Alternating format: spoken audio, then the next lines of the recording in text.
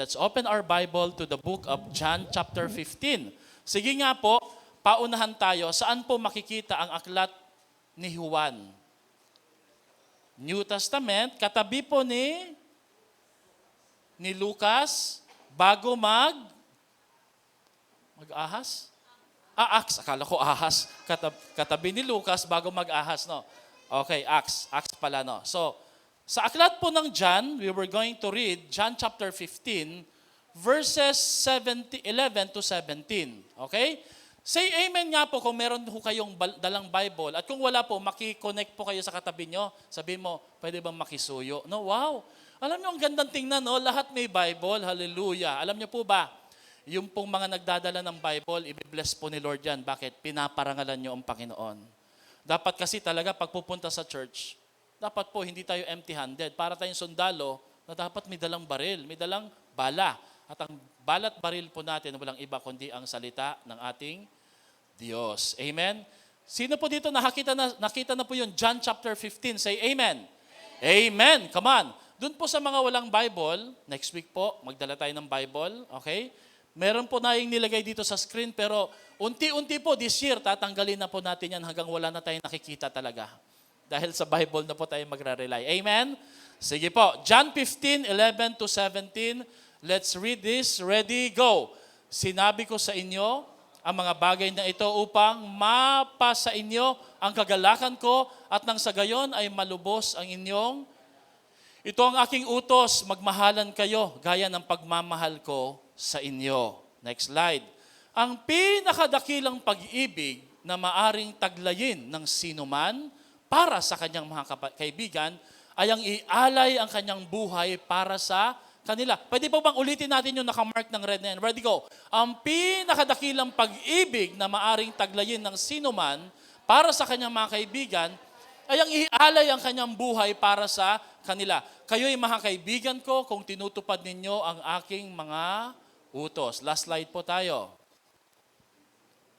Hindi ko na kayo itinuturing ng mga alipin sapagkat hindi alam ng alipin ang ginagawa ng kanyang Panginoon. Sa halip, itinuturing ko kayong mga kaibigan sapagkat sinabi ko sa inyo ang lahat ng narinig ko sa aking Ama. Last na lang po talaga. Hindi kayo ang pumili sa akin, ako ang pumili sa inyo. Hinirang ko kayo upang kayo'y humayo at magbunga at manatili ang inyong bunga. Sa gayon, anumang hingin ninyo sa Ama, sa aking pangalan, ibibigay sa inyo. Ito ang utos ko sa inyo, magmahalan kayo. Sabi mo nga sa katabi mo, magmahalan kayo. Tayo po'y saglit na manalangin. Lord, una at higit sa lahat, we trust you. We thank you for this love. Pangalawa, Lord, doon sa sinabi po sa John 15, ano man ang hingin namin sa inyo, inaangkin na po namin. Kiniklaim na po namin, Lord. Dinideclare na po namin na natanggap na po namin iyon. Healing, blessing, promotion, work, Panginoon, provision, restoration, Panginoon. Kaayusan sa aming pamilya, kalusugan, pagpapagaling sa anumang uri ng karamdaman, and even, Lord, kapayapaan doon po sa mga nagugulumihanan, naguguluhan. Salamat po dahil mabuti kayong Diyos. Hindi dahil mabuti kami. Hindi dahil sa aming performance. Kundi ang love niyo po, Panginoon, ay constant. Kami man po'y magkalat, magwala, o nawawala. Lagi kayong nahariyan para sa amin. And Lord, your love is like a magnet. It attracts us, Lord. We keep on saying that we'll stop loving you, we'll stop following you, Lord. But there's something in your love, Lord, that attracts us, O God, para makabalik sa inyo. And today, Lord, we find ourselves worshiping, standing here in front of you. It's all because of your love, Panginoon. Lord, kung hindi po dahil sa pagmamahal nyo, hindi po namin alam kung nasaan na po kami ngayon. Lord, it is our prayer today, please never give up on us. Because sometimes, Lord, or most of the times, we easily give up on you. Panginoon, huwag niyo pong hayaan na kami lang po ang nakahawak sa inyong kamay. Madalas kami nakakabitaw. Pero Lord, hawakan niyo na maigi ang kamay namin upang hindi kami makabitaw sa inyo. Ano man ang ginagawa, ano mang pinapangarap, hinihiling, tinatrabaho namin, hawakan, bantayan niyo po kami. I pray today, hawakan niyo po ang mga mag-asawa, yung married couple today. Hawakan niyo po mga mag-ina, mag-ama. Hawakan niyo po mga may negosyo, may trabaho. Hawakan niyo po yung mga nag-aantay na mga panalangin at kasagutan mula sa inyo. Hawakan niyo po yung mga nasasaktan ngayon. Hawakan niyo po ang bawat pamilya At Lord, naway sumandal, manangan, magtiwala lamang po kami sa inyong pagmamahal. In the name of Jesus we pray, lahat ay magsabi ng malakas na Amen. All the people of God say, Amen. Come on, palakpakan natin si Lord sa ating mga buhay. Let's all be seated. Makakaupo na po tayo. Tama po ba yung pagtingin ko? Nandito po si Pastora Marlene. Tama ba? Andito si Pastor Marlene. No? Pwede po ba natin i-recognize si Pastora Marlene? Pwede po ba siyang tumayo from Bataan? Amen? Okay. Salamat po, Pastor Marlene. No? Grabe po ang layo. Ang tindi ng sakripisyo po. No? Tayo po ay, siya ay galing Bataan, tayo po ay taga dyan lang. No? Amen. Okay. Ngayong umaga na to, we're going to learn something new about love. Sino po dito nakakaalala kung ano nga uli yung ating tema sa buwan na ito? Love written in red letters. Meron kasi mga Bible edition na lahat ng mga sinabi ni Jesus sa pakikipag-usap niya sa kanyang mga disipulo, merong isang Bible translation na kung tawagin po yung the Red Letter Bible Edition. Lahat ng words galing kay Jesus was written in red. Kaya may mga Bible ho dito, nakita ko sila Arlene, sila Reg, ang kanilang Bible, meron pong red letters edition. Ang red letter po ay nagsisignify sa mundo na kapalpakan, kahinaan, correction, failure. Di ba pag nagmamarka ang mga teacher, failed, kulay red. O di kaya naman pag nag-a-apply ka ng trabaho, failed, kulay red eh.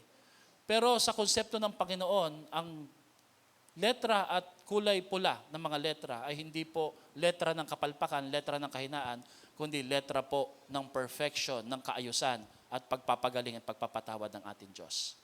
Pinag-aralan natin last week, sino po nakakaalala, yung famous verse written in red letters, John 3:16. Paki-memorize nga po natin John 3:16. For God so loved the world that He gave His only begotten Son, whoever believes in Him will not perish but have an everlasting life. Gayon na lamang ang pag-ibig ng Diyos sa sanlibutan na ipinadala niya ang kanyang bugtong na anak para sa atin upang kung sino man ang sumampalataya sa kanya hindi mapahamak kundi magkaroon ng buhay na walang. Sinabi natin last Sunday na ang ganda palang pag-aralan yung John 3:16 kasi sa John 3:16 nandun po yung uri ng love na dapat nating kopyahin at dapat nating ipamuhay at gamitin sa ating mga relasyon sa pamilya, mag-asawa. We said last week that God's love through John 3:16 is decisive and yet impulsive. Firm yung decision ni Lord na mahalin tayo pero parang padalos-dalos. Bakit? Ikaw ba naman ang iniibig kahit hindi ka karapat-dapat? Parang reckless love, no? Pangalawa, ang pag-ibig ng Diyos, sinabi natin last Sunday that it is inclusive. Kasama lahat, hindi po nagtatangi. Wala siyang pinipiling lahi. Kaya dapat, ganun din po dapat ang ating pagmamahal sa ating kapwa. O sino pong makakaalala sa susunod? God's love is, pangatlo, decisive, impulsive, and then inclusive. Pangatlo, God's love is, ano po? Ano po? Ano po yung love? Anong pangatlong love? Nagno-notes po ba tayo? What? Ha? Expensive. May halaga. Ibinigay niya ang kanyang bugtong na anak. Grabe, ang binigay sa iyo, hindi anghel. Hindi si Abraham ang binigay sa iyo, yung mismong anak ng Diyos eh. Kaya mo bang ibigay yung anak mo para sa iba? Sabi ng iba, Pastor, kahit 10 anak ko pa ho, iaalay ko. Makukulit eh. Di ba? Pero hindi siguro eh. Di ba? Pang-apat, God's love is, attractive. Para kang iinganyo. Pero ang pangako ni Lord na buhay na walang hanggan, hindi para sa lahat. Para lang ito sa mga sasampalataya. Sa una, maraming naaakit, naiinganyo, pero hindi nananampalataya. Naway mauwi ito sa pananampalataya. At panglima at panghuli, God's love is definitive. Nagbibigay ng solusyon. Alam niyo po, pag love month, minsan parang binabaliwala na lang natin ito dahil culture po, no? Na talagang dapat ay, ang sentro po ay yung Valentine's Day, naghahanda na. Pero I hope, no, na ma-realize natin, wala pong February 14, wala pong love month, kung wala po yung love ni Lord sa buhay po natin. For those of you, sino dito gusto pong maging mahusay sa pakikipagrelasyon sa asawa, sa mga anak, no? Sometimes we think na magaling na tayo, no? Alam niyo, ako po yung pastor. Nag-aaral din po ako ng counseling. Sometimes iniisip ko, mahusay, magaling na siguro ako makipagrelasyon eh. But you know what? Every day, na-amaze ako, nakikita ko, sabi ko, ang dami ko palang dapat pag-aralan pa. Lalo na po sa mga panahon na hindi ganun kaganda. Pag may pag-aaway, pagtatampo, galit ka, naiinis ka, napapagod ka, you would think na mahusay ka na magpatawad, magmahal, pero marirealize mo, si Lord lang talaga ang mas mahusay pagdating sa konsepto ng pagmamahal.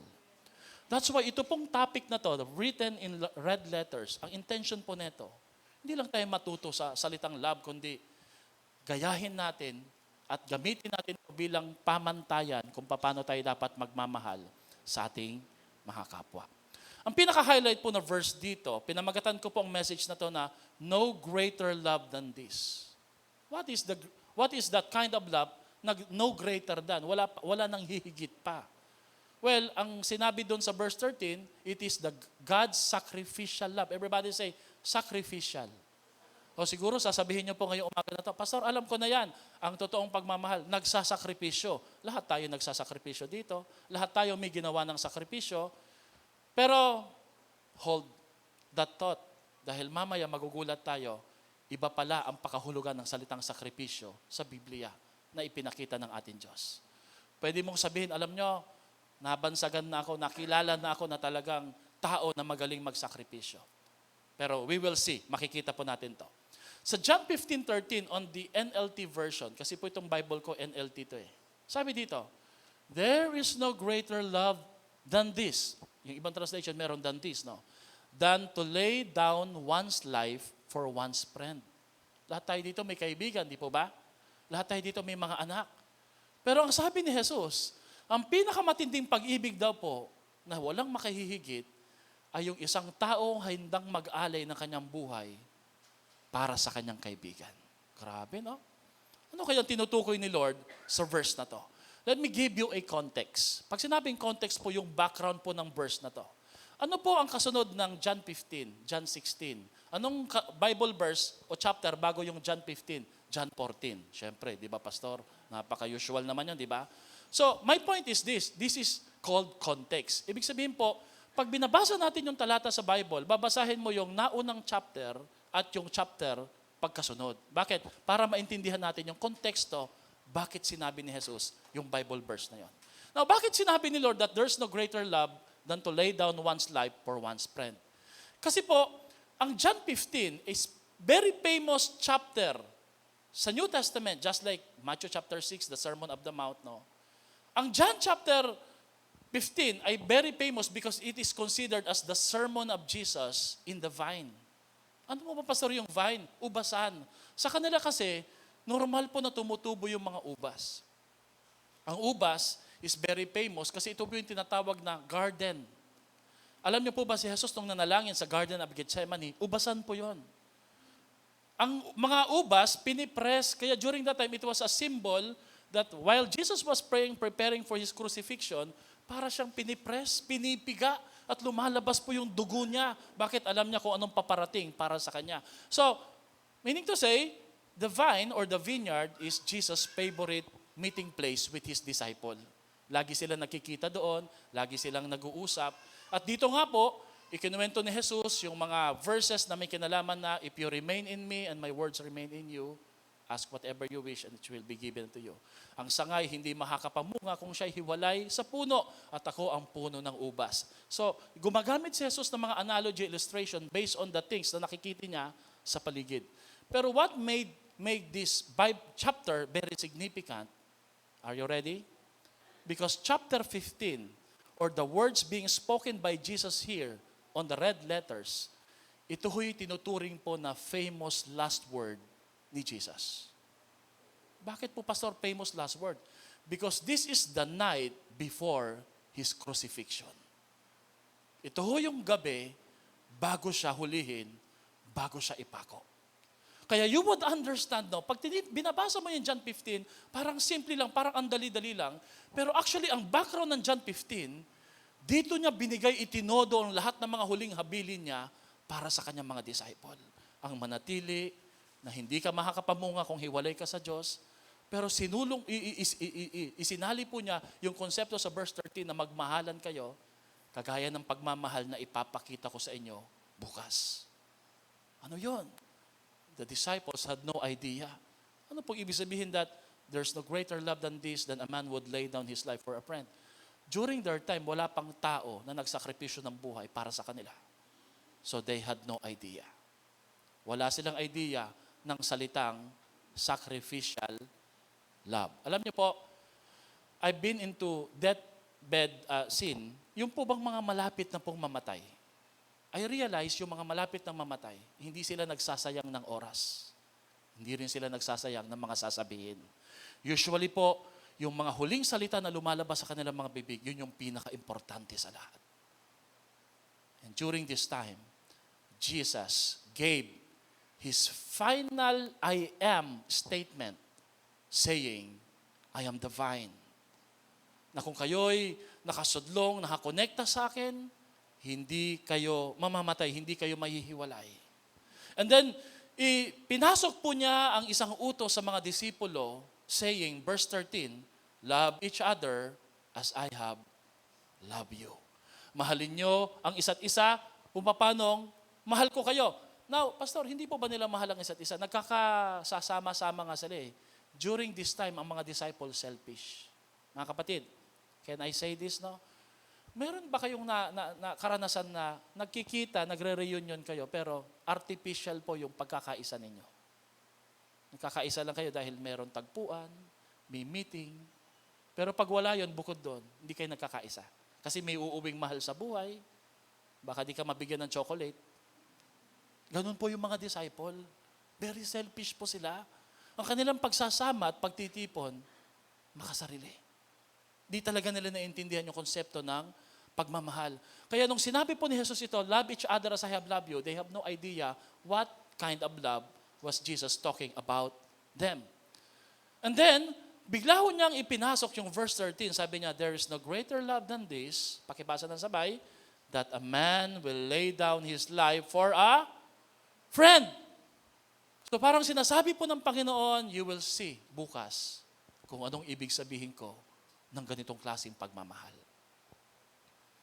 Sa Bible, ang tawag po sa love na to is greater love or the agape love. Mamaya babanggitin natin yung iba't ibang uri ng mga pagmamahal.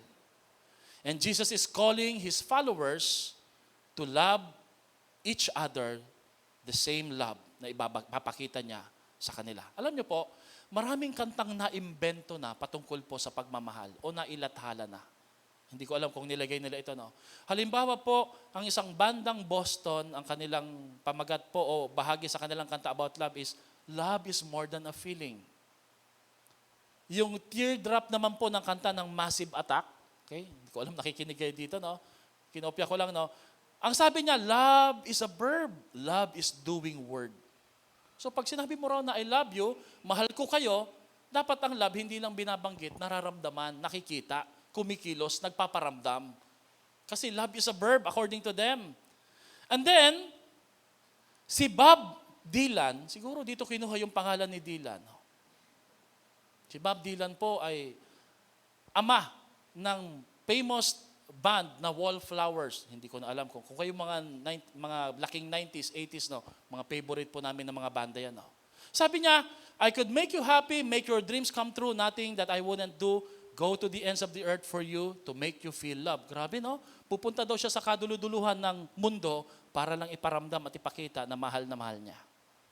Ito pong mga writer na to, as an illustration, ipinapakita nila at parang sinasabi nila na ang pagmamahal daw pala talaga dapat, hindi lang basta sinasabi, binabanggit, kundi dapat pinapadama. Everybody say pinapadama. At ang paraan po para maipadama yung pagmamahal, paano po? Sa pamamagitan ng pagbibigay ng sakripisyo. Let me teach you how to love sacrificially. Alam niyo mga kapatid, great love is seen and experienced. When great love is seen and experienced, it is very powerful. Ang dakilang pag-ibig, pag ito'y nakikita at nararamdaman, na ipapadama, napaka makapangyarihan nito. Alam niyo ba na pwede ka na itong baguhin? Marami akong illustration na gagamitin dito ha. Si Sam Storms, mahal niya kanyang asawa, pero every night, tumatakas po siya sa kanilang bahay para magsugal. Tapos po, bigla siyang babalik, madaling araw, hihiga na katabi ang asawa, pretending na hindi naman siya talaga umalis. One night, akala niya, tulog na yung kanyang asawa, Sam Storms po ito, no? Nagulat po siya pagbukas niya ng ilaw, dahan-dahan siya pumasok, 2:00 na madaling araw, galing siyang kasino. Nagulat po siya, nandun yung asawa niya, nakaupo sa mesa at umiiyak. Natakot siya. Hindi niya alam kung anong papaliwanag niya. Gagawa siya ng dahilan. Pero nilapitan po siya ng kanyang misis, dinabog yung kanyang dibdib, sabay yakap, sabi niya. Ang sabi mo, nandito ka lang. Ang sabi mo, tinigilan mo na yung pagsusugal. Alam mo bang hinahanap kita? Alam mo bang nag-aalala ako sa iyo? Alam mo bang masisira ang pamilya natin pag tinuloy mo yung pagsusugal na yon? Yung habit kasi ng pagsusugal ni Sam Storms, mula pagkabata pa yon, and nobody changed him, not even his parents. Nung nakita po kung paano nag-alala ni Sam Storm yung kanyang misis, napatulala siya, nabigla siya, para siyang binuhusan po ng tubig, at bigla ho siyang napaiyak at sabi niya, mula ngayon hindi na ako magsusugal. Sabi niya, there is no one who can change me from gambling. But I've seen in the eyes of my wife, that sacrificial love that wanted me to become a better person. Sino po dito nangangarap ng ganong klaseng pagmamahal sa inyong relationship as married couple? Yung bang hindi lang binabanggit, yung beyond sex, yung higit pa sa pagyakap o pagsusulatan, pagbibigay ng regalo ba, yung bang love na nakakatinag at higit sa lahat, nakakapagpabago ng ugali at ng buhay. Ang great love, ang dakilang pagmamahal, pag ito'y naramdaman at talagang totoong umusbong at nakikita sa buhay natin, kaya nitong baguhin kahit ang isang matinding makasalanan. Ang problema po sa kultura natin ngayon, wala nang ganyang klaseng love. Ampaw, artificial love na lang po ang meron po tayo. It's because of our culture. So we'll get to that now. There are different kinds of love. Number 1, everybody read, eros, erotic love. Pangalawa, phileos, brotherly love. Pangatlo, storge. Storge means parental love, pagmamahal po ng isang magulang sa kanyang mga anak. Agape is the highest form of love. Ang eros, erotic love, this is a love motivated by lust. Pag nauuwi sa sex, dapat. Ang phileo naman po, ito po'y pag-ibig para sa kapatid o sa kaibigan, pero motivated pa rin po ito ng materialism at greed, at kuminsan ng benefits. Kaya nga, di ba, may kasabihan, friends with benefits. Yung storge naman, no choice ka. Bakit? Anak mo siya eh. Alam ka naman pabayaan mo, di makukulong ka, di mapipintasan ka eh. Pero ang sabi po sa Bible, yung tatlong love na to, nagiging powerful lang po ito kapag ito'y motivated ng the highest form of love, which is the agape. And agape can only be found in Jesus. Ang problema po sa kultura at sa mundo natin ngayon, we have eros love, we have agape love, we have phileo love, we have storge love, but we don't possess the agape love. The love that can change people.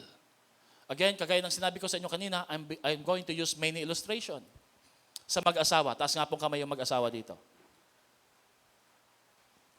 Si Brooke Hayes, isa pong US representative sa Arkansas, sa US po, ay nagkwento ng isang lalaking nakakulong na may asawa. Mahal na mahal talaga niya yung misis niya. Kaya lang po, gumawa siya ng krimen, hindi na po niya maalalayan yung kanyang asawa. Sumulat po ang kanyang misis sa labas ng kulungan. Sabi niya, Dear Tom, gusto ko sanang magtanim ng potato, ng patatas. Ang problema, alam mo naman Tom, babae ako. Alam mo naman kung gaano katigas ang lupa sa ating bakuran. Hindi ko kayang araruhin, hindi ko kayang pikuhin. Napakahirap bungkalin nito. Paano ko makakapagtanim ng patatas? Sumulat po si Tom na nasa kulungan, sabi niya, Dear Annie, tutulungan kita. Imo-motivate kita. Pwede mo nang ihanda yung mga binhi ng patatas, i-ready mo na. Kaya lang iwasan mong maghukay doon sa likuran ng ating bahay kasi doon ko tinago yung perang ninakaw ko. Hindi ko sinasabi sa kanila. Kaya nga po siya nakakulong kasi nagnakaw siya eh. Kinabukasan po, nagulat si Annie, nandun na po yung mga pulis sa likuran ng bakuran nila. Naghuhukay. Hinukay dito, hinukay doon, inararo. Sabi po ni Annie, Honey, mukhang nai-intercept yung sulat natin ha. Nabasa yata nila eh. Alam nila, may hinahanap pa silang pera dito. Sabi niya, huwag kang mag-alala, hindi totoo yan. Ngayong nabungkal na nila, pwede ka na magtanim ng patatas. Grabe no? Kahit nakakulong, nakagawa ng paraan eh. Mahirap bungkalin. Gumawa ng paraan para mapagbungkal. Naniniwala po ba kayo? That's an example of a sacrificial love. Parang walang naniniwala, no? Let me use another illustration. May isang babae, a true to life story sa Armenia. Nung nagkaroon ng earthquake, gumuho po yung gusaling kanilang tinitirhan, bumagsak yung mga debris, nabaon sila sa ilalim ng lupa, at nandun po sila for several weeks. Meron po siyang hawak-hawak, tangan-tangan na 3-year-old son na sinuportahan po niya para hindi magdaganan po ng mga bakal, mga simento, mga kahoy. Naubusan na po siya ng gatas. Alam niyo yung ginawa niya? To sustain his son. Nakakita siya ng basag ng mga bote. Bawat daliri po niya araw-araw, sinusugatan niya at pinapasak po niya ang bawat daliri sa 3-year-old son niya para sipsipin ang sarili niyang dugo. A true to life story. Nung siya'y naabutan ng mga rescuer, kitang-kita po nila na buhay na buhay yung bata, malusog, masigla, pero ang nanay na ito'y namumutla at mukhang malapit na maubusan ng lakas. Wow! Anong tawag ho doon? Sacrificial love. Amen? Pwede bang palakpakan natin ang ganong klaseng love ng mga nanay, di ba? Sabihin mo nga kung may katabi kang nanay, kaya mo bang gawin yan sa anak mo? Bibigay mo yung dugo niya o ibebenta mo na lang yung dugo niya. And then I heard this story, may isang nanay po, na sa dami na kanyang mga anak, very, very many years ago na, gusto niyang pakainin na kanyang mga anak, wala na siyang asawa. Medyo hindi ho maganda yung kanyang itsura ugly face Alam niyo po bang tiniis po niya yung pangungutya ng mga bata, ng mga tao, hanggang napagkasunduan po ng mga circus performer na ilagay po siya as main attraction sa sobrang kapangitan niya.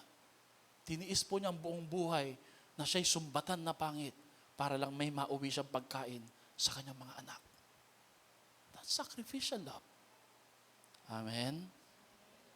O di kaya po yung kwento po ni Chuck Swindoll patungkol po sa mag-asawa na nagkaroon ng aksidente, tapos po yung misis po nagkaroon ng amnesia.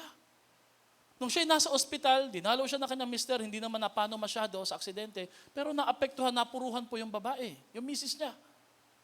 25 years old na po silang kasal. Nung dinadalhan po niya ng pagkain, hindi niya siya kilala. Nung sinusubuan po niya ng pagkain, tinatapon yung pagkain, nire-reject siya kasi hindi siya kilala. Umiiyak po yung mister na to. Alam niyo ginawa ng mister na to? Dahil nakalimot po ang kanyang misis, nagpakilala uli siya na para siyang bagong tao. Niligawan niya, kinintahan niya, sinagot siya, hanggang sila'y uling kinasal. At habang sila'y kinakasal, ang sabi po ng pamilya ng babaeng ito, kung malalaman mo lang, hindi ka minahal ng mister mo ng makaisa, kundi ng makadalawa. Pwede bang palakpakan natin yung ganong klaseng pagmamahal? Amen? O mga misis, kung gusto niyo pong bigyan kayo ng chocolate, dalawin uli kayo, magpabangga. Hindi, joke lang, no? Magpa-amnesia, di ba? No? Walang guarantee kung gagawin po ng mga mister niyo yan. No? That's sacrificial love. Pero ang huli po na illustration na gagamitin ko, yung culture po natin mga Pilipino na mahusay, magaling tayong magsakripisyo. Naniniwala po ba kayo, mga mag-asawa, kayang magsakripisyo para sa mga asawa nila? Di ba? Di ba sa una, ganito po ang tinginan nila, usapan nila, di ba? Makita lang kita, honey, busog na ako. 5 years ago. 5 years from now. Ano na nangyari? Kinain na yung asawa. No? Hindi. Di ba yung bibigay na lang yung pagkain? May nakita po ako, meron pong lalaki, hindi talaga kumakain para lang sa kanyang asawa. Yung lalaki naman, napanood ko sa Jessica Soho, hindi po bumili ng bagong damit, hindi po nagpadoktor. Yung pala may tinagong ipon, lupa, alahas para sa kanyang mga pamilya. Kahapon po, nandun kami sa kasal ni Trex sa kasal ni Joanna Ay grabe, nakakita po ko ng sacrificial love kasi binigyan sila ng mga sobre na milamang pera, itinali po sa mahabang linya o tali. Tapos magkabilaan si Joy sa si Trex, paunahan kung sinong maraming kukuha ng envelope, sila ang hahawak ng pera. Grabe, kitang-kita ko po talaga si Trex, dahan-dahan lang po niya, nakatatlo lang yata na envelope. Hindi ko lang po alam kung, hindi naman siguro takot kay Joanna, no? Hindi. Mahal niya talaga talagang binigay Alam niyo kung ilang taon lang si Trex? Wala pang 30, mga nasa 20s lang siya Sabi ko, it's because of God and it's because of counseling. Sabi ko na, gets, natutunan ni Trex ang salitang sacrificial love. Totoo pala may sacrificial love. Amen? Grabe. Abay, siguro kung tayo yun, di ba, paunahan, pabilisan. Hati na lang. Hindi. Inantay niya talaga hanggang makarating si Joanna sa kanya, si Joy hanggang sa dulo. At yung nakuha niya, natatatlong envelope pa, binigay pa kay Joy. Sacrificial love. Amen? There was a story of a couple in the US. Ang daming mga kwento, no? Sige, kwentuhan lang tayo dito. Okay lang ba? Gusto niyo popcorn? Kwento. May mag-asawa, nasa Pilipinas, sobrang in love sa bawat isa. Listen very carefully, no? To show you that love can change. At first, we believe, we know what sacrificial love is. Pero along the way, nababago. Gusto niyo ba marinig pa? Ayaw niyo yata eh. Gusto? Pagdating nila sa US, nabago po yun. Pareho sila nagkaroon ng trabaho. Alam niyo sa US, hindi lahat pero mababago ka ng American culture. Hindi ako pumupuntang US eh. Ang pera kasi doon na mag-asawa, kanya-kanya. May sarili silang account. Wala silang pakialamanan kung anong bibilhin mo, bibilhin niya. May kanya-kanya silang sasakyan. May sasakyan na po yung misis, yung mister naman, wala pang sasakyan. So nakiusap siya sa kanyang misis. Pwede bang pahiram ng pang-down para makakuha ko ng sasakyan? Nahirapan akong pumasok sa work eh. Mababa lang yung sahod ng mister. Alam niyo yung sagot ng misis? Because of the American culture, sabi niya, paano mo ako mababayaran yan? Napakaliit ng sahod mo. This is true. Paano mo ako mababayaran sa pahihiramin ko sa yung down? Yung sahod mo palang napakaliit, meron ka pang babayarang monthly. You would think, you and I would think, magaling na tayo magmahal. Pero sometimes our culture can change our view of how we love each other. Pag nakahawak ka na ng malaki, pag nahirapan ka na ng matindi, no. Ang pinakatotoong test, hindi yung hirap kundi yung pagpapalatrangya. Pwede kang mabago ng pagmamahal mo kay Lord at pagmamahal mo sa iyong kapwa. Amen? Kaya ngayong umaga na to, it is my prayer na bumalik po tayo sa salitang sacrificial love. Ito yung love na hindi mapangsarili, hindi selfish. Di ba may kasabihan tayo last week, sinabi natin, no God, no love. No God, there's no love. Pag hindi ka nakadikit kay Lord ng mayat-maya, you would think na you're doing well as a couple, as a family. Pero without that love constantly being learned from the Word of God, mababago ka sa kaisipan ng mundo, makukuha mo yung adoption nila patungkol sa love. And this is very important po sa ating mga buhay. For example po, maraming mga disciples sa una, very excited sa pagdadala ng Bible, sa pagbabasa ng Bible, sa pananalangin, sa pag-share ng gospel. Maraming mga disciple po, pagdating sa pagbibigay, hindi na pinag-uusapan, very faithful sa pagbibigay. Along the way, hindi dahil sa kahirapan kung minsan po, sa panahon ng promotion, nababawasan, nawawala yung konsepto ng sacrificial. All of a sudden, that love become an erotic love. Para sa asawa ko to All of a sudden, that love na para kay Lord, para sa kaibigan ko to may lakad kami. All of a sudden, that love, para sa mga anak ko anong kakainin nila Biglang ang love, naging pag-aalala na. I challenge you mga kapatid, balik tayo sa sacrificial love. Dahil ang love na sacrificial, may power na magbago ng buhay ng tao. Amen? Palakpakan nga po natin si Lord sa buhay po natin. Now, ano-ano yung mga sinakripisyo ng Diyos para sa iyo at para sa akin? At ano po ang naging pakinabang? Ano po ang naging impact nito sa buhay natin? Dahil sa love na to. Number 1, Jesus sacrificed heaven's glory for hell's agony. Can you imagine? Sa langit siya nakatira. Ang pakiramdam, ang trato sa kanya ay makalangit, marangya, maayos, may dangal, may respeto. Pero biruin mo, para sa'yo, hindi lang niya binanggit sa langit na, mahal ko kayo, pinapatawad na kayo. Hindi. Ang ginawa niya, bumaba siya sa langit. At pagbaba niya sa langit, ang naging buhay niya, mala impyerno para sa'yo. Yun yung sakripisyo.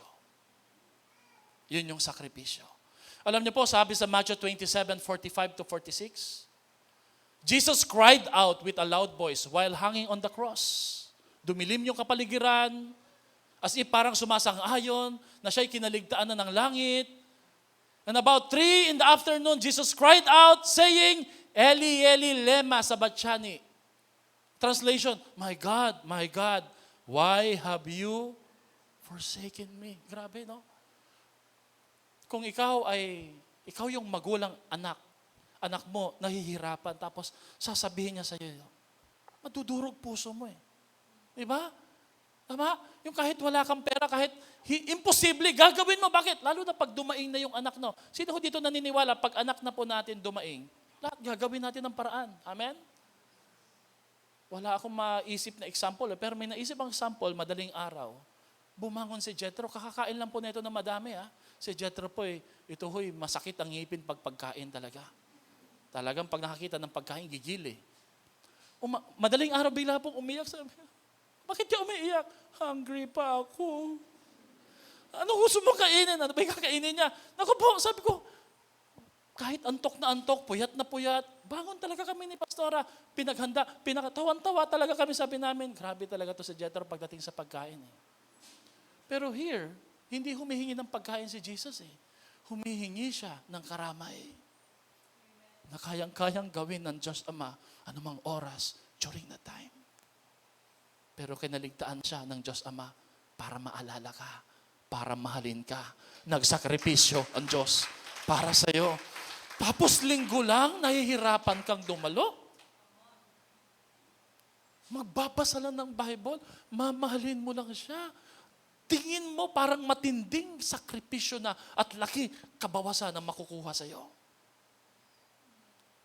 I'd just like to remind each and every one of us, we're here because of that sacrificial love. Kung wala yung sacrificial love na yan, wala tayo ngayon dito. Wala tayong mararanasang breakthrough or blessing sa ating mga buhay. Ano po bang impyerno? Bakit po ginamit ko yung salitang hell? From heaven to hell. Hell agony, no? Hindi po siya pumuntang impyerno, ha? Pero yung karanasan niya, naging impyerno. Parang mala impyerno. Ano po ba yung classification or identification ng hell? Number 1, hell is darkness. Let's read that verse. Dumilim ang kapaligiran. During that time, it was as if hell yung suffering ni Jesus. Hell is complete darkness. Nakita na kayo ng lugar na sobrang dilim, wala kang makita. Ganon po ang naranasan ni Jesus. Both physical and emotional. Walang liwanag na nagningning para magbigay comfort sa ating Diyos, sa ating Panginoong Jesus. Hell is outer darkness. Pangalawa, hell is torment, parusa, pasakit. Ang naranasan po ni Jesus, sobrang parusa, pagpapahiya, paghampas. Ang depiction po ngayon ng mga religion sa cross ni Jesus na pinapasan, pogi pa rin matangos ilong, may konting dugo lang konti. Alam niyo po, ang mga koronang tinik nung nilagay ito sa ulo ni Jesus, namaga yung mukha niya na manas. Bakit?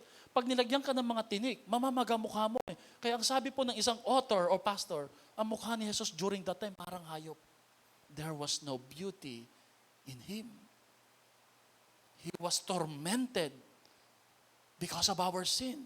Pero ang pinakamatinding torment siguro na naranasan ni Jesus, hindi yung pinako siya Of course, masakit yun hinampas siya Kundi nung gabi na siya'y nananalangin at humihingi ng pakiusap sa mga disipulo, manatili kayo sa gilid ko, sa side ko, huwag kayong matutulog.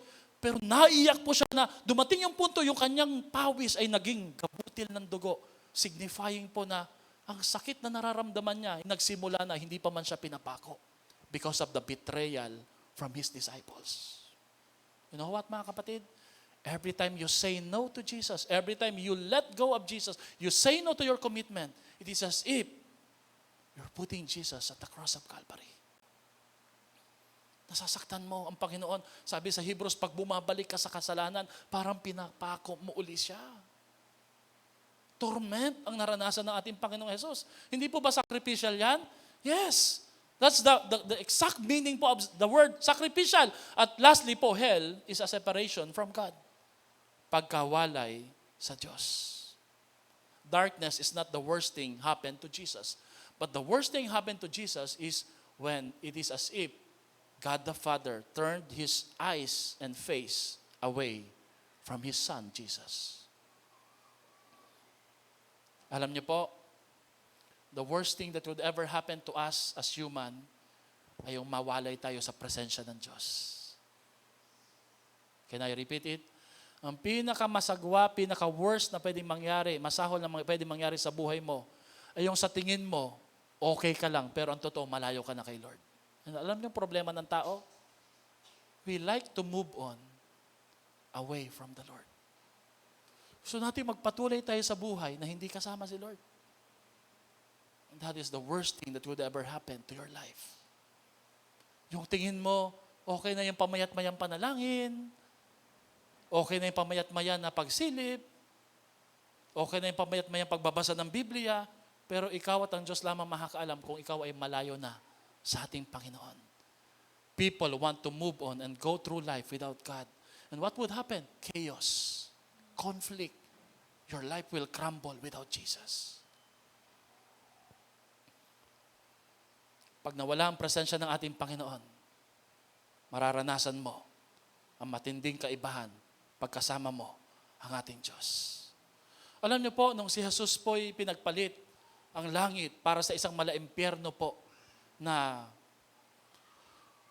pagmamahal, I'd like to illustrate it in this way. Nandito ba si Annalyn? Annalyn, pakiabot nga yung sinasabi kong ipapaabot mo, no? Yung kasalanan po natin, ang itsura po nun, basura eh.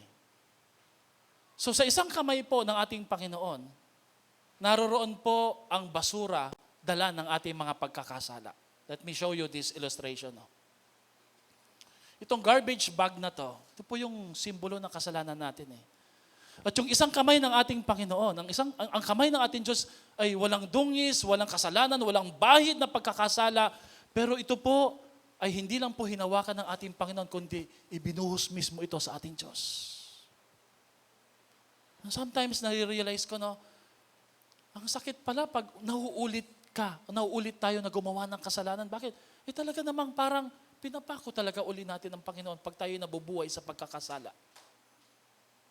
Pag nagiging lifestyle po natin ng pagsuway, ang kasalanan ito ay parang muli pong nare-refresh, nare-review sa katawan ng ating Panginoon. Walang kasalanan ang Diyos, anak, pero ang kasalanan natin at kasalanan mo, kasalanan ko, ay tinanggap at ibinigay sa Diyos, anak, para pagbayaran niya sa krus ng Kalbaryo sa isang impyernong pagdurusa. Amen po ba doon, mga kapatid? Ang sabi sa Isaiah 53 verse 6, all we like sheep have gone astray. We have turned everyone to his own way, and the Lord has laid on him the iniquity of us all.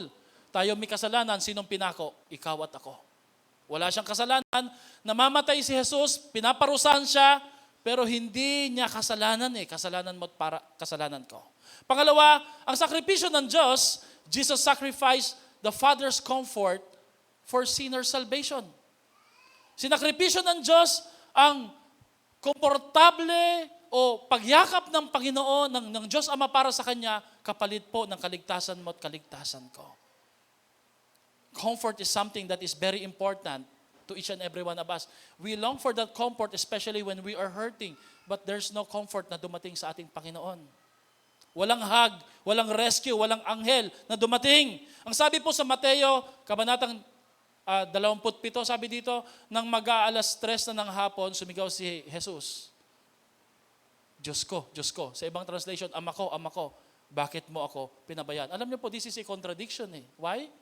Kasi Ama ko. It connotes relationship, intimacy. Pero pag pinagdugtong mo yung salita, bakit mo ako pinabayaan? Parang contradiction, no? Kung ang Diyos Ama ay Ama ni Jesus, bakit siya pinapabayaan? Again, ginawa po ng Diyos Amang ito para sa iyo at para sa akin. Meron pong isang Sunday school teacher, pinaparecite yung John 3:16 sa isang bata. Paki-recite nyo yung John 3:16, "For God so loved the world that He gave His only forgotten Son." Sabi niya mali. Sabi ng mga kaklase, hindi forgotten, begotten. Only Son. Yung paboritong anak eh. Alam niyo, sabi ng teacher, hindi. Tama siya eh. Dahil para maalala tayo ng Diyos, kailangan niyang kalimutan ang kanyang Diyos anak para maalala at mapatawad tayo sa ating pagkakasala. That is sacrificial love. Yan yung love na ibinigay ng Diyos. Jesus sacrificed His relationship with His Father for our friendship. Alam niyo po ba, hindi tayo makakapasok sa lugar na ito. Mahihiya tayong manalangin kay Lord kung hindi tayo naging kaibigan ng Panginoon. Kaya yun yung konsepto ng John 15:13 eh.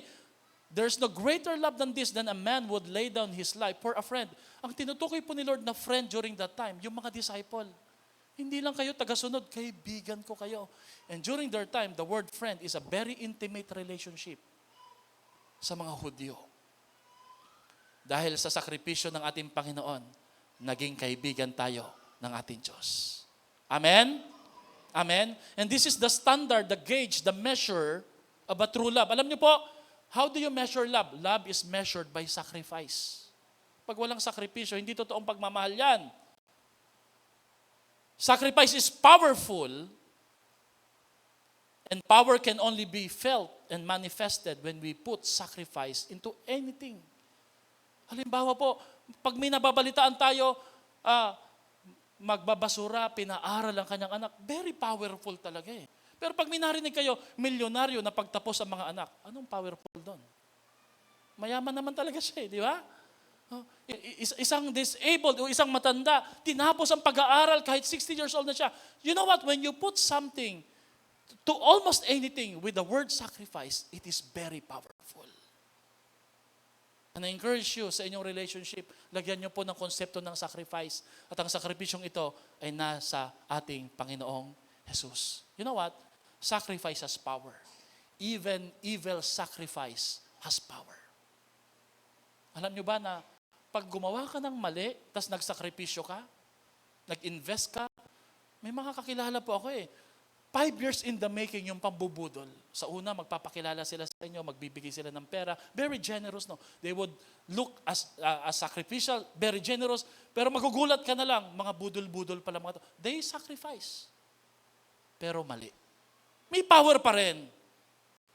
Pero anong pipiliin mo? Yun bang evil sacrifice or godly sacrifice na nakakapagpabago ng buhay? Amen? Because godly sacrifices releases healing, blessing, breakthrough sa ating mga buhay. Mahirap naman pareho eh, yung magpakatino at magpakasama. Pipili ka lang kung saan ka mahirapan. Si Jesus ang modelo natin, pinili niya yung mahirap pero tama at tayong lahat ang nakinabang at nagbenepisyo. Palakpakan po natin si Lord. God's sacrificial love makes us beautiful, valuable, and acceptable. Ang lakas makasosyal ng pag-ibig ng Diyos eh. And sometimes, we like to be associated with other people. Yung pong mga nagbibisyo, umiinom. Feeling natin, no, when we are associated with these people, tingin natin ang galing. You know what? Your identity is already complete because of what God did at the cross of Calvary. You're already special. You're already valuable. You're already acceptable. Not because of anybody else, but because of God's love being shown to you 2,000 years ago. Hindi mo kailangang gumawa ng mali at gayahin sila para magmukha kang astig at sosyal eh. Astig ka na at sosyal ka na. Bakit? May Diyos na namatay para sa iyo. At ibinigay niya ang kanyang buhay in a very sacrificial way. Amen po ba doon? Pangatlo, Jesus sacrificed the divine justice for man's solace. Pwede siyang bigyan ng hustisya during that time. Pero pinili po niyang hindi kunin o tanggapin ang hustisya na nararapat po doon po sa mga taong gumagawa ng mali sa kanya. Especially po nung siya'y pinapako, hinuhuli. Matthew 26:52-54, sinabi sa kanya ni Jesus, ibalik mo ang iyong tabak sa lalagyan. Ang nabubuhay sa tabak ay sa tabak mamamatay. Sino po ang tinutukoy niya dito? Sinong disciple po ang pinutol yung tenga ng isang servant? Ang pangalan ng servant na yon? Malchus. Sino po yung disciple na yon? pabugso-bugso talaga eh. Lord, over my dead body, papatayin ko to. Ako kinuha yung itak eh. Ang sabi niya, huwag mo ako ipagtanggol sa itak. Ang nabubuhay sa tabak o sa talim ay mamamatay sa talim. Hindi mo ba alam kung hihingi ako ng tulong sa aking amay, padadalhan agad ako ng 12 batalyon ng anghel. Ilan daw po? 12 legions of angels. Everybody say 12 legions. Alam niyo po ba kung gaano karami yung legions? Legions ay isang bilang na ginagamit po sa Roman Empire. Legions means 6,000 soldiers. So 12 times 6, carry 1, borrow 2. Ha? 72,000 angels ang darating ora mismo sa gabing yon para ipagtanggol si Jesus. Pero sabi ni Lord, hindi ko gagawin yan. Dahil ang ginagawa ko ay may layunin. Ang sakripisyo ko sa krus ng Kalbaryo ay magdadala sa inyo ng kapayapaan. Kaya alam niyo po, ang mga Kristiyano dapat sa gitna po ng kaguluhan, kahirapan, kabalisahan, ay dapat po'y may kapayapaan. Bakit? Kasi po, ang dulot ng kamatayan ni Jesus sa krus ng Kalbaryo, hindi lang may dalang kaligtasan at kapatawaran, kundi may dalang kapayapaan. Kapatid, peace is not something you go to. It's not a place. Peace is already in your heart. Because if you have Jesus, you have peace. Ano man ang problema ang pinagdadaanan mo ngayon, nasa puso mo na mismo ang kapayapaan na yan, ilalabas mo na lang sa iyong sitwasyon, sa iyong kalagayan. Sinakripisyo ng Diyos ang kanyang hustisya na dapat niya matanggap alang-alang sa iyong kapayapaan. At panghuli po, Jesus sacrificed His precious life for our eternal reconciliation. Reconciliation means pakikipagsundo sa Diyos. Pakikipag-ayos sa ating Panginoon. Sinakripisyo ng Diyos ang kanyang buhay para ikaw at ako ay maibalik sa relasyon natin sa ating Diyos Ama. Kaya nga po, si Jesus ay nagsilbing tulay sa kasalanan ng tao patungo sa langit, sa buhay na walang hanggan, sa ating Diyos Ama. There was a story about a doctor na nagulat sila dahil ang dinadala sa ER po, isang bata na mukhang mayaman. By the looks po sa kanyang skin at sa kanyang mga jewelry na suot, pati yung relo, Rolex, alam nilang mayaman to eh. Kaya lang ang tanong nila, nasaan ang magulang ng batang ito? Naghihingalo po siya, dinala siya sa ER, hinanap yung wallet, yung ID, nakalagay doon kung sino po yung mga magulang. Kinontak, pinayagan silang pumasok sa ER dahil naghihingalo na po yung bata habang nire-revive, no? Nagulat po yung doktor kasi napansin niya, mukhang may problema dahil ang mga magulang ng batang ito ay nakatayo sa magkabilang side po ng bed, ng hospital bed, kung saan nandun yung anak nila na duguan. Sabi na, there's something wrong. Magkaaway. Many years na silang hindi nagsasama. So, ang pag-aalaga sa bata, salitan lang po sila at nadisgrasya nga po yung bata na to. At saka huli-hulihan po ng hininga ng bata. Nakahiga yung bata, nandito yung tatay niya, daddy niya, nandito yung mami niya. Pinagdaop po yung balad, yung dalawang kamay ng mami at daddy niya sa kanyang tiyan at sabi niya, before I die, I want you to be reconciled. Sana po, tuparin niyo po ang kahilingan ko na bago po ako mamatay, magkaayos po kayo, mami at daddy. Matutuwa po akong mamamatay na hindi na kayo nag-aaway. Nag-iyakan po ang mag-asawa, nagyakapan sila, at sabi nila, anak, pangako namin, magkakabalikan na kami ng daddy at mami mo. At namatay na po yung bata. Ganon mismo po ang ginawa ni Jesus. Magkaaway po tayo, kalaban po tayo ng Panginoon. Pero dahil sa sakripisyo ng Diyos, it is as if kinuha po ng Diyos Anak ni Jesus ang kamay ng Diyos Ama. At yung kamay mo at kamay ko na marumi, ipinagdaop palad. At sa kanyang huling hininga, parang sinabi po ng ating Panginoong Jesus, mula ngayon, hindi ka nakaaway ng ating Diyos. Ikaw na ay kaibigan at ikaw na ay anak ng ating Panginoon. Pinagkasundo ka ng Diyos. Amen? Tapos sasabihin mo, no, eto lang yung buhay mo. Hindi. Anak ka ni Lord. Ikaw ay produkto ng sakripisyo. Palagpakan nga po natin si Lord sa buhay po natin. Pwede mong sabihin, Pastor, sino nga po pala yung pastor ang pinag-alayan niya ng buhay na to? Ako? Sino ba ako, Pastor? Ganun ba ako ka-special? Alam nyo, minsan meron tayong mababang pagtingin sa sarili, di po ba, no? Totoo yun, kapatid. Ikaw at ako ay minahal ng Diyos. Sa maniwalat ka't hindi ka pa na mabubuhay, hindi mo pa pinipili ang Lord, 2,000 years ago, pinili ka na ng ating Panginoon. Si Bob Benson ay naghatid po ng kanyang teenage son. Mag-aaral na kasi, 700 miles from their home to college. Magdo-dorm kasi. Alam niyo po, nung ihahatid na po niya yung kanyang anak para mag-dorm, naiyak siya. Sabi niya, bakit ang pambihira? Dati ang liit lang nito, ngayon, ihahatid ko na, hindi naman po mawawala eh. Bibisitahin pa rin nila eh. Yun nga lang, hindi na matutulog sa kanila, mag-aaral na, and yung son nila mag-i-stay sa dorm. May sinabi po si Bob Benson na pwede po maging hamon sa atin. Andyan ba yan, Bert? Sabi niya, somebody said, you still have 3 at home. 3 fine kids. Meron pa namang naiwan eh. Hindi naman lahat nawala, sabi niya eh. And there's still plenty of noise. Maingay pa rin, so hindi natin mamimiss yung nawala eh. Plenty of ball games to go, plenty of responsibilities, plenty of laughter, may tawanan pa rin. Plenty of everything. Pero sabi niya, but except Mike. Yung anak na hinatid niya, sabi niya, si Mike wala na sa bahay namin. In a parental math, 5 minus 1 just doesn't equal plenty. And I was thinking about God, sabi niya, He sure has plenty of children. Plenty of artists, plenty of singers, and carpenters, and candlestick makers, and preachers. Plenty of everybody. Pero sabi po ni Bob Benson, sabi niya, except you. And all of them together can never take your place. Iisipin mo, wala kang halaga sa buhay ng ating Panginoon. Pero sabi ni Lord, walang pwedeng pumalit sa pwesto mo sa puso ng ating Diyos. And there will always be an empty spot in His heart. A vacant chair at His table when you're not home. Pag di ka bumabalik, hindi ka umuwi. Pinipilit mong gawin yung gusto mo. Pinababalik ka na ni Lord. Sabi ni Lord, namimiss na kita. Yes, ang dami kong anak all over the world.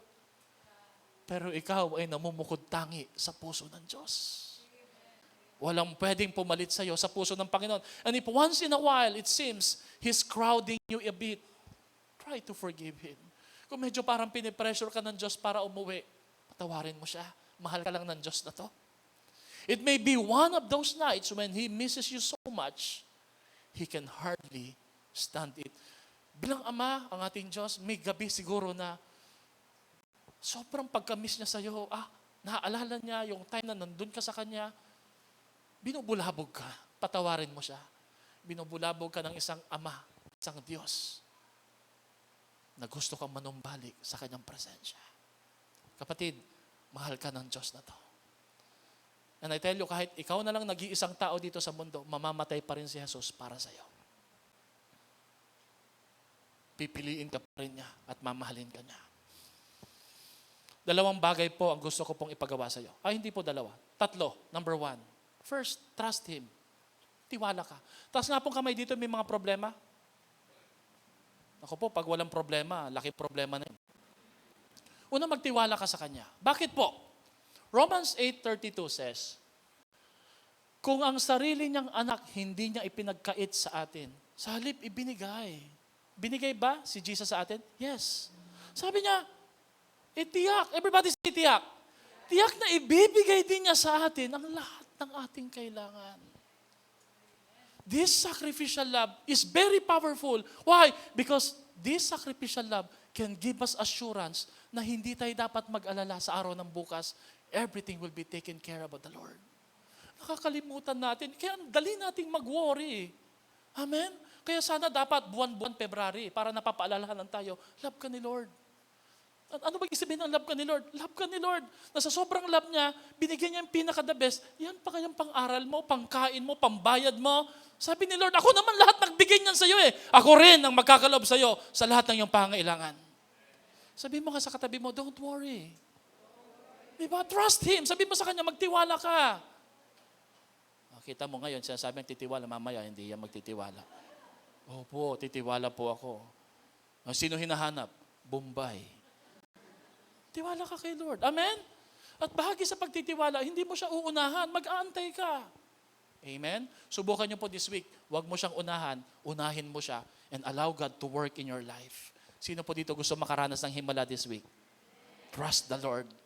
Trust the Lord. Pangalawa, thank Him. Pasalamatan mo siya. Pwede ba natin pasalamatan si Lord? Sabihin mo nga, thank you Lord. Sa papanong paraan? Sa pagsasalita. Meron ding love language si Lord through words of affirmation, talent, maglingkod ka sa Kanya. Di ba? Hindi yung, pag may kailangan ka, para kang isang anak na, Nay, meron ba tayo dyan? Pahingi nga, ano yan? Pang lucky 9? Mag-serve ka, di ba? Kung ito yung church na nagpapahalaga sa'yo, serve God in this church. Amen? Volunteer yourself. Huwag yung, bigla na lang po tayong mawawala o susulpot pabigla-bigla. Serve the Lord. If you are really thankful to the Lord, serve Him. Pangalawa, true treasures. Kung tayo po'y thankful kay Lord, hindi natin ipagkakait lahat ng binigay at inilagay niya sa ating kamay. Sabi nga po sa conference, walang mahal kapag nagmamahal. Amen? At pangatlo at panghuli, tell Him. Tell about Him. Ipagkwento mo siya. Ikwento mo si Jesus. Alam niyo yung love na to, dapat ito hindi silent love. Dapat ito ikukwento mo sa iba. Bakit? Matindi yung love ng Diyos na to. Kapatid, what did Jesus did to you? He died on the cross for you sacrificially. Amen? Sagutin niya natin yung tanong nyo. What did Jesus did to you? He died on the cross for me. Amen? What will you do with Jesus? That's the question. Anong gagawin mo sa Diyos na nagmahal na to sa'yo? Kanina, lahat ng mga kinento natin patungkol sa nanay, asawa. This is my last illustration. 35-year-old Jermaine. The moment na nabalitaan niya na ang kanyang mami ay nasa 16th floor ng apartment at nasusunog po iyon. Alam niyo po ba kung anong ginawa niya? Bawal pong pumasok, pinigilan na po siya ng mga firefighters. Ano yung ginawa niya? Umakyat po siya sa labas ng palapag. To the point po na nahulog siya, nabalian po siya ng hips. At sigaw siya ng sigaw kada floor, Mommy, are you there? Mommy, are you there? Sinabihan po siya ng isang megaphone, sabi niya, pag di ka bumaba dyan, ikukulong ka namin. Sabi niya, ikukulong ka namin. Hindi po siya nakinig. Alam niyo kung bakit? Nung interview siya, sabi niya sabi niya, we're talking about my mom here. She did a lot for me, sacrificially. Why can't I do that for her? I don't care kung mamamatay ako, sabi niya, hahanapin ko yung nanay ko. And you know what? Because sacrificial love is powerful, nakita niya yung mami niya at buhay yung mami niya at naligtas sila. Tumayo nga po tayong lahat para sa isang panalangin. Love being done sacrificially is so powerful. Let that love be in our hearts. At sa umagang ito, let's close our eyes, bow our heads. Before we sing our response song, pwede mo bang hawakan yung kamay ng katabi mo?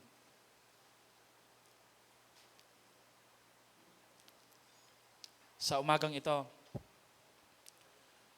the best way to love that person na katabi mo is to learn that kind of love na meron si Jesus sa krus ng Kalbaryo. The agape, unconditional and sacrificial love. You know what? Mangako ka sa Panginoon at sa asawa at mga anak mo, kaibigan, kapatid mo, hindi ka mababago ng kultura. Hindi mababago ang pagmamahal mo sa iyong kapwa at maging sa ating Diyos. You will learn to love people sacrificially. And you will love God sacrificially. Alam nyo, tayo mga Christian, we love God sacrificially. Kahit mahirap, ginagawa natin. Bakit? Mahal natin si Lord. Can we just bow our heads? Let's pray. Lord, we want that kind of love today. Teach us, Lord, first to receive sacrificial love from you. Panginoon, kung kami po'y matagal nang dumadalo dito, but still, hindi pa namin natatanggap ang pag-ibig na yan na ipinakita nyo sa krus ng Kalbaryo. Today, as we have learned, Panginoon, we want that kind of love to be part in our heart. Thank you for dying on the cross for our sins. Lord, we love you, and we promise, Lord, to trust you, to thank you, and to tell about you as long as we live, Panginoon. Pangalawa, Panginoon, help us, Lord, to love people sacrificially. Panginoon, yung love na nakakapagpabago sa buhay. Yung love na nakakapagpatinag, yung love na pwedeng mag-alis ng bisyo. Yung love that makes us a better person. Yung love, Lord, that makes people proud of us. Yung love, Lord, that when people see us, Lord, they want to be like us. Panginoon, salamat sa pagmamahal na ito na ipinahayag nyo sa krus ng Kalbaryo. Turuan nyo po kami ng mga anak ninyo, mga disciples, na mahalin kayo. What did you do for us? You love us sacrificially. What can we do for you, Lord? Help us to give our hearts, our life, everything to you, Panginoon. Mahirap, pero Lord, walang mahirap sa mga nagmamahal. Walang mahal sa may minamahal. Purihin kayo, Panginoon. Pagpalain niyo po ang mga anak ninyo na narito, nananampalataya sa inyo. In Jesus' name we pray. Lahat ay magsabi ng Amen at Amen.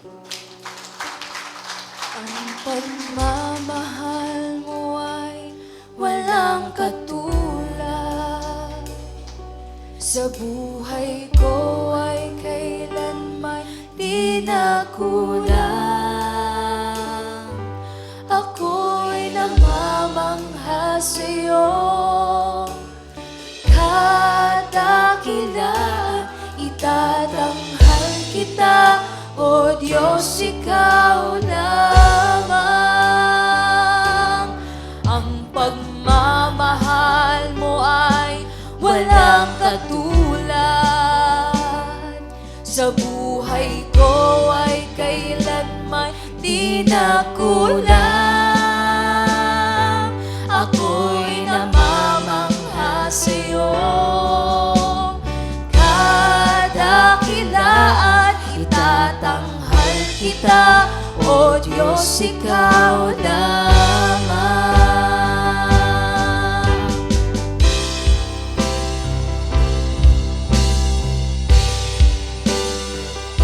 Aking lakas at kanlungan, simula't katapusan, ikaw ang daan at ang tangi kong kaligtasan. Walang ibang itataas. Jesus, ikaw lamang. Pangako mong tunay sa buhay ko ay siyang gabay, aking lakas at kanlungan, simula't katapusan.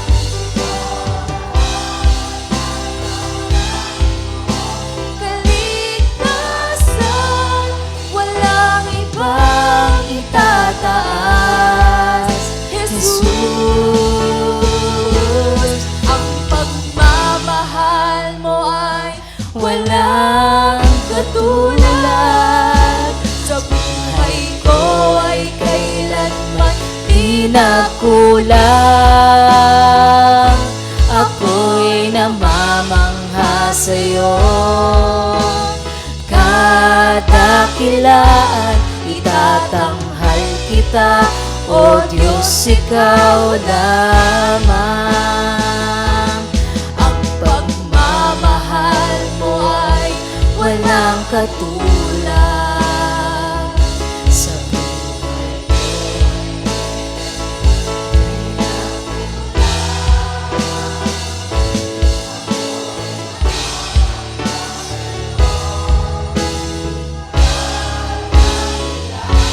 itatanghal kita, O Diyos, ikaw lamang. Itatanghal kita, O Diyos, ikaw lamang. Itatanghal kita, O Diyos, ikaw lamang. Itatanghal kita.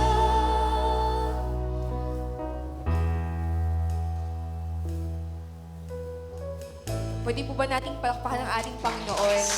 All praises to you, Lord.